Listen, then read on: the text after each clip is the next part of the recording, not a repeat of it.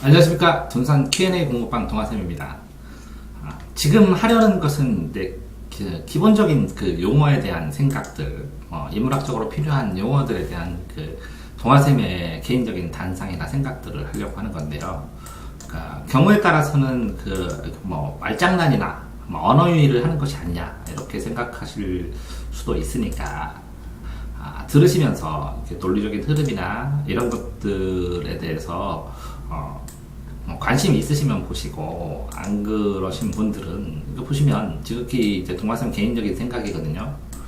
개인적인 생각과 동아쌤의 생각과 비교를 해보시고, 그 논리나 사고, 생각의 방법에 대해서 비교해 보실 분들은 보시고, 논리적인 흐름이 본인 생각과 다르다 그러면 댓글 달아주시면 저도 이제 답글 달아드리도록 하겠습니다.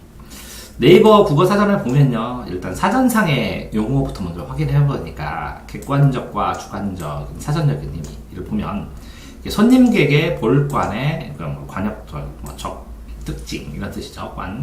관형사, 명사로 쓰이고 개인적 주관을 떠나 그러면 객관과 반대죠. 객관을 벗어나서 이런 뜻이겠죠. 보편 타당성을 가진 것. 그러면 보통은 누구나 타당하다, 마땅하다, 누구나 마땅하다 라고 보는 것이죠. 근데 좀 애매한 게 뭐냐면 개인적인 주관을 떠나서 해요. 개인적인 주관은 그러니까 주관을 벗어나서 보편 타당하기만 하면 돼요. 근데 그러면 개인적 주관인데 보편 타당하면 어떻게 되냐? 그랬을 때 이 개인적 주관은 판단하지 말고 보편 타당성만을 판단의 기준으로 잡아라 라고 얘기하는 거고, 그럼 보편적인 것은 누구나 그렇게 생각한다는 것일 테고, 타당하다는 건 마땅하다, 정당하다, 정당하다, 마땅하다, 당위적이다, 마땅하다, 정당하다, 맞다라는 거죠. 객관적으로 존재하는 것의 반대가, 이거 보세요. 반대말이 주관적이네요. 그래서 그러면 이 반대가 뭔지도 또 생각을 해봐야겠죠. 어쨌든 주관을 바탕으로 생각하는 것은 주관적이래요. 근데 보편 타당한 것은 객관적이고, 그쵸? 여기서 보면 주관을 다시 봅시다. 어떤 현상에 대해서 의식하여 사물을 생각하는 마음의 움직임, 그러니까 마음이죠. 근데 자기만의 생각, 그럼 자기만의 생각, 그럼 나만의 생각인데 남들도 그렇게 생각했어.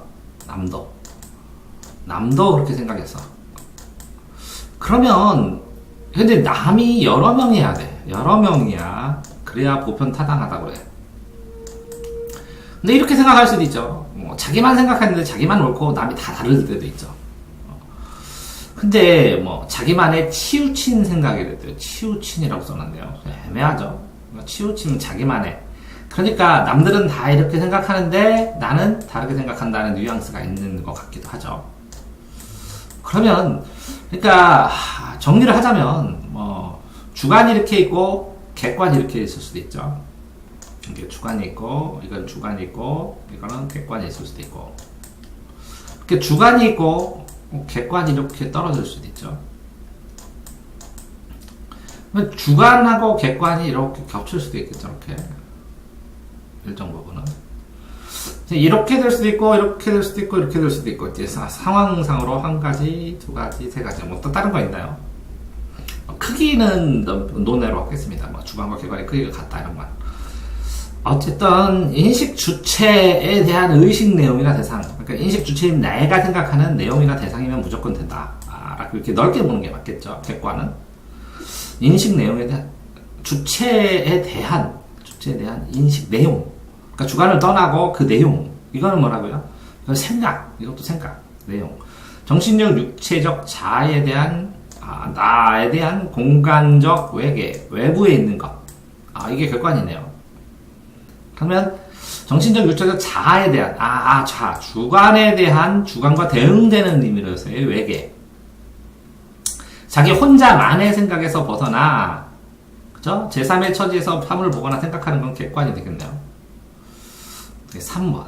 그러면 1, 2, 3인데 객관. 그죠? 주체에 대한 인식 내용이다 대상.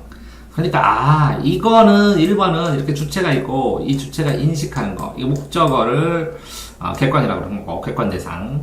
그 다음에 2번은 이 자아가 있으면 이거 말고 이 외부에 있는 것들, 외계를 객관이라고 그랬고, 저 3번은, 그죠? 자기만의 생각을 벗어나 제3자의 처지에서 제3자. 그러니까, 3번은 내가 있는데, 내가 있고 남도 있는데 이걸 벗어나 제3의 이해 당사자의 관계에서 벗어난 제3자의 관계에서 보는 시각. 이렇게 세 가지가 있네요. 그러니까 이 목적물도 객관이고 이 배경도 이 주어를 뺀 배경도 객관이고 이 주어와 남의 주어끼리 벗어난 또 다른 제3자의 시각이 객관이고 이렇게 되네요. 객관은. 이 내용을 정리하자면 주관은 개인적인 생각이며 혼자만의 생각으로 치우친이라고 나왔으니까 치우친. 이렇게 객관과 대비될 때는 주관은 그죠? 대비돼서 사용을 한다는 거네요. 이렇게 어떤 객관적인 생각이 있으면 이렇게 치우쳐 있으니까 나는 이렇게 떨어져 있다라는 생각으로 나타나고, 반면에 객관은 먼저 정신적인 인식 내용 이제 주체를 확정하고 주체의 바깥에 있는 물건, 그죠? 주체와 객체의 관계, 아니면 주체가 바라보는 외계 배경, 아니면 주체와 주체가 있으면 그거와 다른 제3의 주체, 이렇게 세 가지가 있습니다. 자, 주관과 객관에 대해서 이렇게 정확하게 인식하고 시작을 해야 되니까요. 자, 그러니까 인식의 주체가 아닌 나머지 대상이나 공간적 외계, 제3자의 소재나 보편 타당성을 설명합니다. 자, 이렇게 주관과 객관을 확정을 했으면 다음에 보시면 이렇게 항상 뭔가를 생각할 때는 사전적 정의를 가지고 출발을 먼저 점검을 하고 하시는 게 맞는 것 같습니다. 그래야 논란이 적으니까. 자, 그렇다면 주관적 생각이 보편 타당하다면 어떻게 되는가? 이것도 문제가 되죠. 그러니까 보편 타당의 반대가 주관, 객관은 이게 하니까 치우치지 않았을 때는 뭐냐? 주관과 객관. 구분할 필요가 없다게 그러겠죠. 주관이 객관이고 객관이 주관이니까. 사람들이 그 가장 원하는 상태일지도 모르겠어요. 나의 주관이 객관적으로 보편 타당할 때 바람직하다. 주관과 객관이 혼합될 때, 같은 속에 들어갔을 때 사람들이 바람직하게 난 살고 있다. 이렇게 생각을 할 수도 있겠죠. 그랬을 때의 특징은 뭐냐면, 문제죠. 이렇게. 그러니까 나와 주관과 이렇게 객관이, 이렇게 주관이고 이건 객관 이렇게 쓰겠습니다. 그럼 주관과 객관이 이렇게 떨어졌을 때, 만약에 얘가 이렇게 둘 다 되면 둘 다 잘못, 이렇게 객관도 잘못 가고 주관도 잘못 가고 했을 때는 문제가 발생하겠죠. 근데 이럴 때는 나는 바르게 가는데 사람들은 그렇게 안 살 경우도 있죠. 분명히 있습니다. 그랬을 때 내 주관을 유지하고 이렇게 객관은 남들은 보편타당하다고 생각하는 게 그냥 그런 건 포기하는 거야 다들 하는데, 아니야 나는 할 수 있어. 이거 이렇게 고쳐야 되잖아. 뭐 투사나 선구자, 투사, 이런 입장에서는 이렇게 달라야 되겠죠. 이렇게 안에 들어가서, 그러니까 보편 타당성에 대한 의문을 가졌을 때는 이렇게 나누어져야 된다고 생각합니다. 보편 타당성에 대한 의문을 가졌을 때. 그러니까 내가 보편 타당한가, 그 객관적인 보편 타당하다고 하는 게 진짜 보편 타당한가, 그렇죠? 그런데 뭐 예를 들어서 이렇게 주관이 있고 이 안에 똑같아요. 같은 방향성으로 나가면 나도 보편 타당하고 객관도. 그러면 이상사회가 되거나 아니면 바람직한 사회가 되거나 바람직하게 사는 거죠. 그랬을 때 주관이 객관이 돼도 상관이 없죠. 주관과 객관. 그러면 나아가 그러니까 아와 비아의 투장이라고 신체가 그러는데, 이 아가 있는데 이 아와 비아의 경계, 내가 아닌 거의 경계가 무너져요. 왜? 다 똑같으니까. 이게 내 일이야. 이렇게 일치화시켰을 때 정의감도 커질 수 있고, 아니면 아주 집단 논리 속에서, 집단의 폐쇄적인 논리 속에서, 집단 논리 속에서 매몰돼 가지고 엉뚱한 것으로 흘러가고 그걸 본인이 못 느낄 때도 있겠죠. 자, 그러니까 정의감이냐 집단 논리로 엉뚱한 데로 가면서 집단 이기주의를 하고 있느냐로 점검할 수 있고, 또 하나 보면 제3의 처지도 또 하나의 주관. 그러면 이제 주관이 있고 주관이 있어요.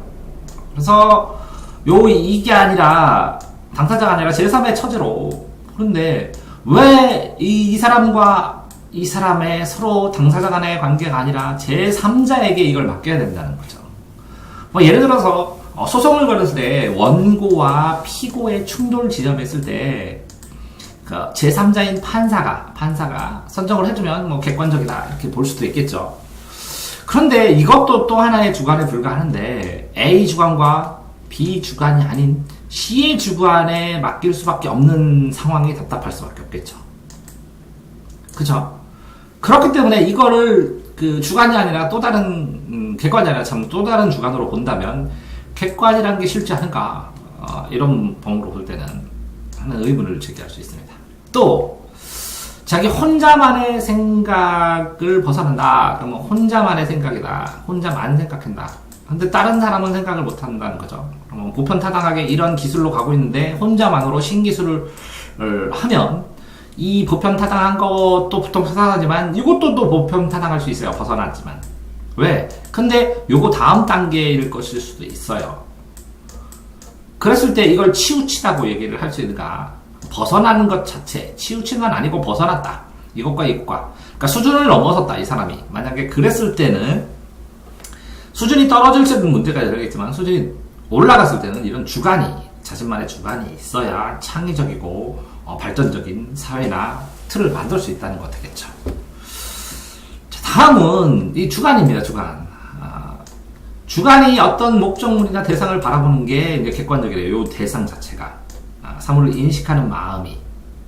그럼 인식하는 마음은 주관이 아니었나요? 사물을 생각하는 마음. 요 생각하는 마음, 요 출발은 주관인데, 그럼 요 대상은 객관이라는 거네요. 그죠? 대상. 근데, 이제 해석학적으로 볼 때, 이 사물을 내가 이렇게 바라보고 이걸 받아들여요. 그러면 이 사물 자체의 해석이 주관이겠죠. 이건 주관적 해석이겠는데. 이 사물 자체를 온전히 그대로 표현하는 것이 무슨 의미가 있냐는 거예요. 나를 중심으로 하니까. 그럼 전부 다 주관일 수밖에 없겠네요. 이 사물의 객관적인 존재를 어떻게 인식해요? 이 주관으로 인식하니까.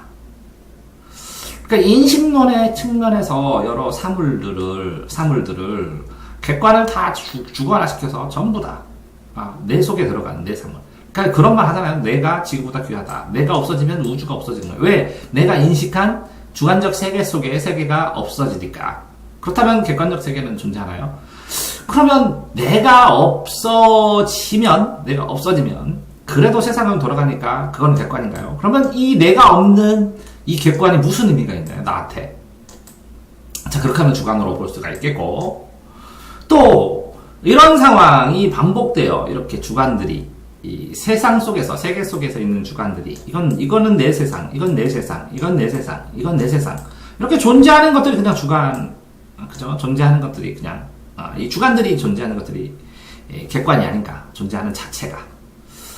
자, 복잡하지만, 일부러 복잡하게 읽죠. 왜 이렇게 복잡하게 읽어요? 생각을 계속 뭔가를 해보는 거예요. 기본적으로 내가 배웠던 것에 대해서. 이제 주관은 주인주자의 볼관이죠. 주인이 중심이 돼서 내가 주인을 중심으로 주인의 사고로 보는 겁니다. 손님들은 보지 못한 것들을 볼 수가 있겠죠. 그런 다음에 객관은 손님객입니다. 잠깐 머물러요.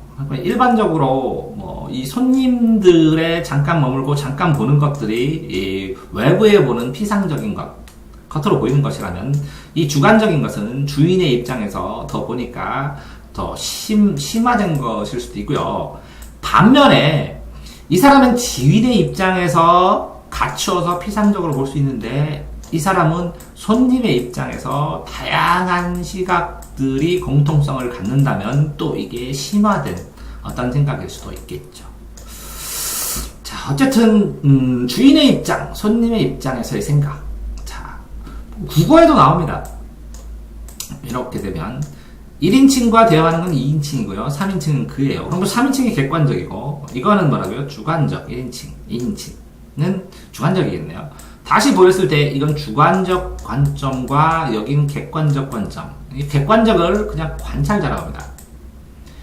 그러니까 1인칭 주인공은 1인칭 나나 너나 어쨌든 나는 자기 속마음 다 쓰니까 일기처럼 나타나고, 그죠? 3인칭 주인공 그가 객관적인 사람이 주인공이다. 그러면 이제 신밖에 없으니까 전지적 작가 시점, 이렇게 얘기합니다. 이렇게 되면 1인칭 관찰자 시점이니까 나는 주인공이 아니라는 거죠. 내가 내가 관찰자의 입장에서 손님이 이 주인공인 이게 주관인 사랑과 손님과 어머니를 관찰하게 되죠. 그럼 3인칭은 그 제3자의 입장에서 나와 있는 주인공들이나 등장인물들을 다 바라보고 쓰죠. 이것도 주관과 객관의 관계가 되는 겁니다. 좀 뭐 간단한 것 같지만 이거 더 진전되면 법학에 그런 게 있습니다. 주관적 객관설, 객관적 주관설, 주관적 객관설, 객관적 주관설. 독일 그 법학에도 이런 게 나오는데요. 그러면 도대체 주관적 객관설, 객관적 주관설, 주관적인데 객관설이고, 객관적인데 주관설이고, 이렇게까지 나오게 되면, 뭐, 법학 공부할 때, 초보 공부하는 학생들은, 뭐, 학문을 할 건 아니니까요. 그냥 학설이니까. 학설 자체의 감 자체, 독해 자체가 되지 않습니다. 그러니까 너무 간단하게 주관과 객관을 한 번 더 되새김질해서 반추해보지 않고 생각하고 살았다는 것이죠.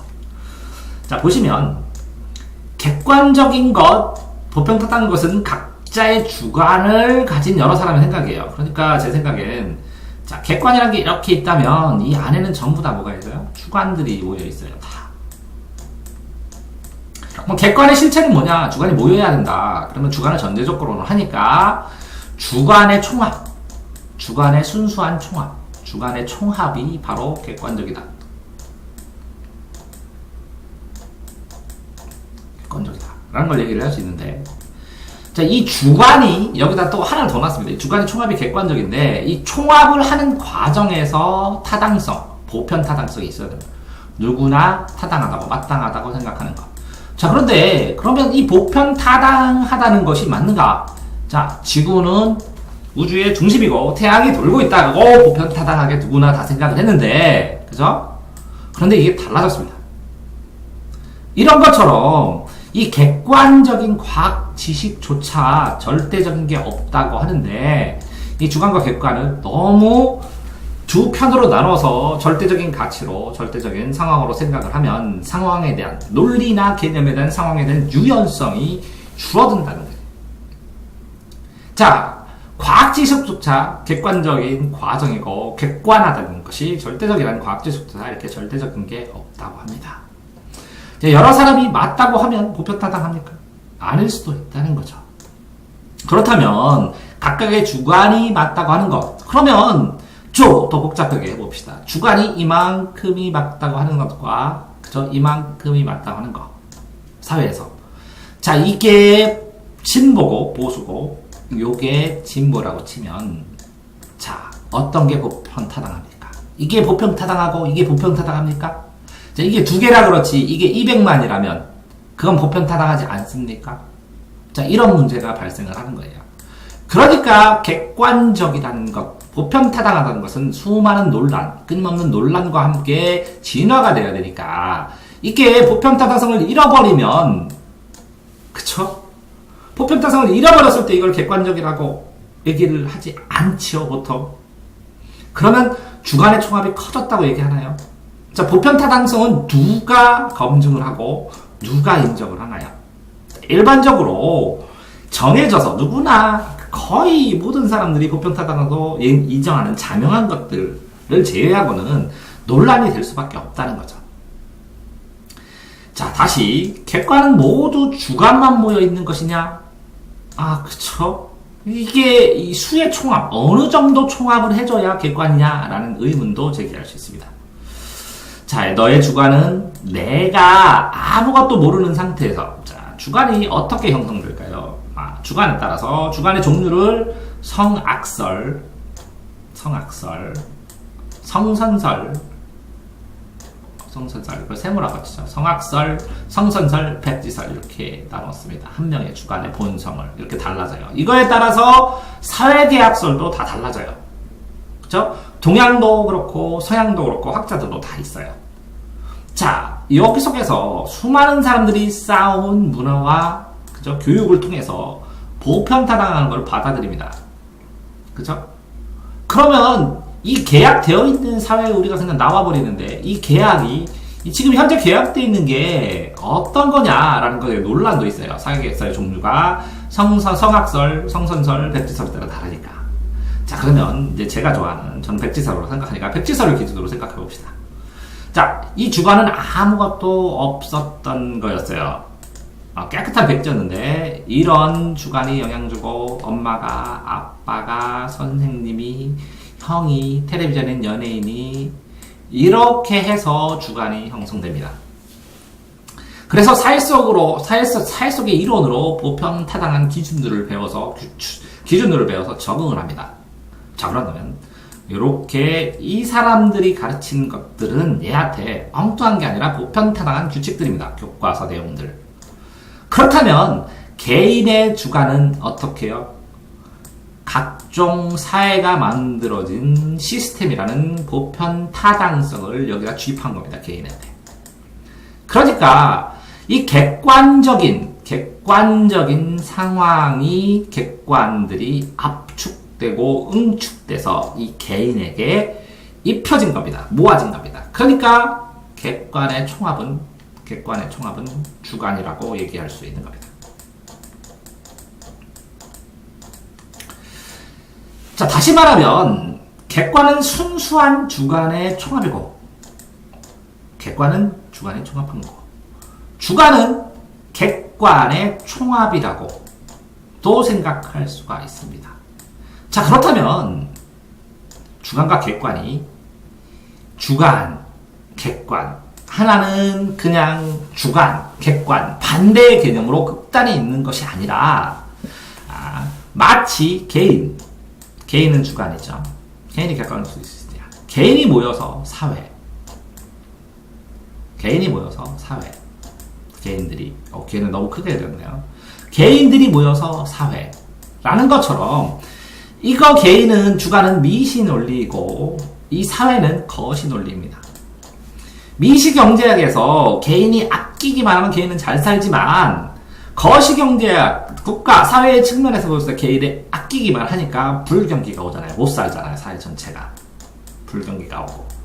자, 그러니까 거시와 미시의 상황은 이렇게 논리 자체가 적용되는 게 다를 수도 있습니다. 그렇기 때문에 주관과 객관을 생각하는 것은 거시와 미시를 생각하는 것이고 이 미시를 보면 세상에 있는 원자는 눈에 보이지 않습니다. 미시. 그래서 자, 왜 그러냐면 세상에 있는 세상은 원자로 이루어졌다. 원자는 눈에 보이지 않는다. 그러니까 미시로 봤을 때는 원자는 눈에 보이지 않습니다. 세상은 보이지 않습니다. 거시로 보니까 우리는 물체의 관계를 보는 것 뿐이죠. 이런 것처럼 일관되게 미시의 논리로 보는 것과 거시, 세상의 관계를 보는 것은 다른데도 불구하고 이렇게 세상, 원자의 세계는 텅 비었으니까 이 세상의 관계는 색, 덩치로 보니까 색 하면 공 즉시 색, 색 즉시 공이라고 깨달은 부처의 세계에서는 철학과 진리의 세계에서는 미시와 거시가 연결되어서 보이겠죠. 하지만 우리가 이렇게 공 즉시 색, 색 즉시 공을 보는 것처럼 미시와 거시를 주관 객관을 연결해서 생각할 수 없다면 그렇다면 자 보십시오. 귀납법과 연역법에서 계속된 어떤 경험과 내용들을 피드백을 계속 반복해서 검증을 해야 하는 것입니다. 자, 귀납이라는 것은 귀결연 저는 이렇게 외우라고 하는데요. 귀납이라는 것은 하나하나의 경험들이 귀결해서 수납장에 들어가는 것처럼 모이면 그러면 통일된 규칙을 찾으면 결론이 나오면 귀납법이라고 합니다. 마치 개인의 개인적 생각들이 모여서 사회에서 하나의 결론으로 나타나면 보편타당한 결론이 나타나면 귀납법이라고 할 수가 있겠죠. 그럴 때 이 개인들이 100명인데 마지막 한 명이 아니라고 얘기를 했을 때 이런 거를 성급한 일반화의 오류라고 하는 것처럼 성급하냐 아니냐 오류냐 아니냐를 검증할 수 있어야 된다는 거죠. 이 결론에 대해서. 똑같이 어떤 대결론, 대전제가 있으면, 이만큼의 큰 결론이 있으면, 그거와 맞는, 자, 사람은 죽는다는 보편타당한 진리가 있으면, 여기에서 A는 사람이다. A는 사람이다. 라는 얘기가 있으면, 그러면 A는 죽는다. 자, 사람은 죽는다. 그죠? 사람은 죽는다. 그죠? 근데 A는 사람은 사람이다. 그러면 A, P, Q로 돼서 3단 논법에 의해서 A는 죽는다. 이렇게 자연스럽게 나오죠. 이렇게 연역법으로 연결해서 대전제 안에 있는 소전제들을 가지고 적용을 해서 결론을 지식을 확장하는, 그렇죠? 연결해서 번역하고 해석하는 것처럼 이 결론에서 출발해서 하나의 작은 새로운 사실들을 확정시키는 그 연역법에서도 이 결론은 객관이잖아요. 객관. 보편타당한 객관. 검증됐으니까. 이 객관에 의해서, 객관적 진리에서 또 다른 사실들을 얘기를 하고 이 객관과 사실들을 연결한 판단을 하는 것. 그러면 객관적인 생각에서 하나의 주관적인 사실, 어떤 사실들을 연결해서 하나하나의 주관적인 판단을 나누어서 해본다고 생각할 수도 있습니다. 자, 이렇게 개개의 사례를 관찰함으로써 사례를 포함하는 일반 명제인, 그죠? 개개인 주관을 관찰함으로써 이렇게 일반 명제인 객관을 확립시키기 위한 귀납출이나, 반면에 이렇게 일반 법칙이라는 객관을 전제로 해서 개별적인 하나의 명제를 만들어가요. 객관에 적용할 수 있는 어떤 사실을 가지고 주관적으로 성립할 수 있는 하나하나의 명제를 만들어가는 것을, 활용하는 것을 귀납론중, 연역이라고 하겠죠. 개개인의 주관이 결합하여 객관이고, 객관을 명제 하나하나 적용하는 게 주관이라면, 그죠? 내가 이런 방식으로 살아가고 사람들은 객관적인 세상사의 규칙에 맞게 하나의 사례를 판단해서 그거를 자신의 생각, 주관으로 만들어서 생각하죠. 이런 것처럼 객관과 주관은, 귀납과 연역은 어쩌면, 주관과 객관은 어쩌면 범주의 차이고 방향성의 문제가 아닐까 생각합니다. 자, 작은 미시의 주관과 거시의 객관. 미시에서 거시로 가는 것. 자, 귀, 결, 연이면 결론으로 가는 것. 보편타당으로 가는 귀납. 그저 보편타당을 활용해서 사용하는 연역. 이렇게 방향성, 범주의 차이와 방향성을 이용해서 활용하고 주관적 생각을 객관화시키든지 객관적 생각을 가지고 주관적 판단의 기준으로 삼습니다. 자, 객관적인 생각을 발표해도 어떤 객관적인 생각, 자, 이만큼이 이게 주관이 있는데 이게 객관적인 상황들을 요거를 발표를 했어요. 그러면 이거는 주관입니까? 객관입니까? 이게 주관이거든요. 주관 안에 있는 객관만 발표를 했어요. 자기 생각입니까? 자기 생각 아닙니까? 이런 생각을 봤을 때 이런 거랑 똑같죠. 어떤 전쟁이란 상황이 있는데 여기에서는 칼을 들고 싸우는 이순신 장군이 있고 여기서는 노를 젓는 뱃사공이 있는데 이 사공이 하객지를 만들었기 때문에 영웅이 됐습니다. 그래서 이순신 장군을 중심으로 쓰면 영웅사관, 이 노를 젓는 사람을 중심으로 쓰면 민중사관, 이렇게 생각할 수도 있겠지만, 자, 여기에서 요 노를 젓는 것도 객관입니다. 객관. 요 칼로 싸우는 것도 있는 사실, 팩트, 사실이라면 객관입니다. 요거를 선택해서 객관만 가지고 쭈르륵 썼는데 이걸 민중사관이라고, 주관적이라고 합니다. 자, 객관적인 사실들만 모아도 주관이 될 수 있다는 것이죠. 자, 그렇기 때문에 이 주관과 객관을 하나로 나누어서 판단하는 것이 아니라 어떻게 판단하고 가르쳐야 하냐면, 의견은 주관이고 사실은 객관이다, 이렇게만 가르쳐버리면, 그죠? 사실들, 역사적인 객관적인 사실들만 모아놨는데 그 선택한 것은 역사가의 주관이다 라는 말을 했을 때 이해하기가 쉽지 않습니다. 뚜렷한 사실이나 감정이 담긴 생각이나 이런 것들을 봤을 때, 자, A라는 사람의 주관적인 생각들이 있는데, 이 주관적인 생각들을 그냥 이렇게 써놔봐. 그러면 대상이 되면 이건 객관화된 겁니다. 내가 이걸 바라볼 때. 내 주관인데도 불구하고. 자, 어떤 상황에서 주관과 객관을 써야 되는지를, 어떤 상황에서 이건 주관이고, 어떤 상황에서는 이건 객관인지를 판정하려면, 이렇게 범주, 방향성, 그 상황의 논리를 이해해야 합니다. 자, 칸은 역사가 무엇인가에서 역사 사실을 선택하는 것은, 이 역사 사실은 객관이죠.